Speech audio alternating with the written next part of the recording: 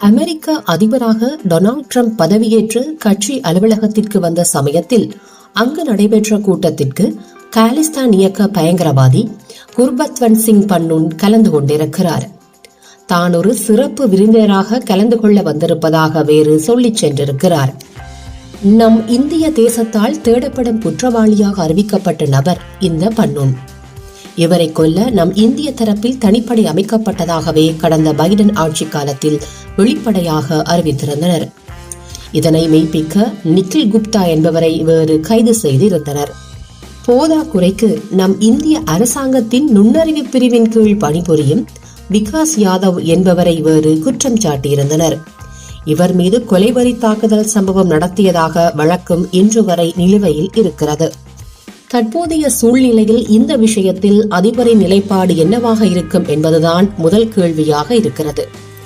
காரணம், அவரது முதல் பதவிக்காலத்தில் நடைபெற்ற அமெரிக்க சுதந்திர தின விழாவில் இதே பன்னூன் கலந்து கொண்டிருக்கிறார்.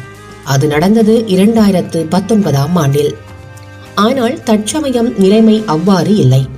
காலிஸ்தான் இயக்க நடவடிக்கைகள் இடைப்பட்ட காலத்தில் அதீதமாக சென்றிருக்கிறது.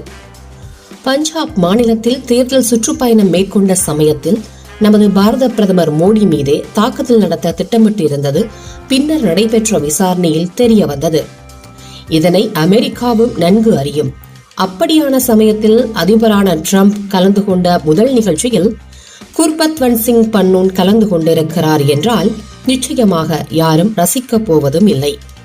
அப்படியென்றால் காலிஸ்தான் இயக்கம் குறித்து அதிபரின் நிலைப்பாடு என்ன என்பது குறித்து கேள்வி எழுந்திருக்கிறது. தவிர அவருடைய வெளியுறவுத்துறை செயலர் மைக் வான்ஸ் இந்த காலிஸ்தானிகளை பயங்கரவாதி என்றே வகைப்படுத்துகிறார், அடையாளப்படுத்தியும் இருக்கிறார். அதே சமயம் அதிபரின் துணை அட்டார்னி ஜெனரல் பதவி வகிப்பது இந்திய வம்சாவளியைச் சேர்ந்த பெண்மணி ஹர்மீத் டில்லோ என்பவர் அதிதீவிர காலிஸ்தான் இயக்க விசுவாசி. அந்த இயக்கத்தினருக்காக பல வழக்குகளில் ஆஜராகியும் இருக்கிறார்.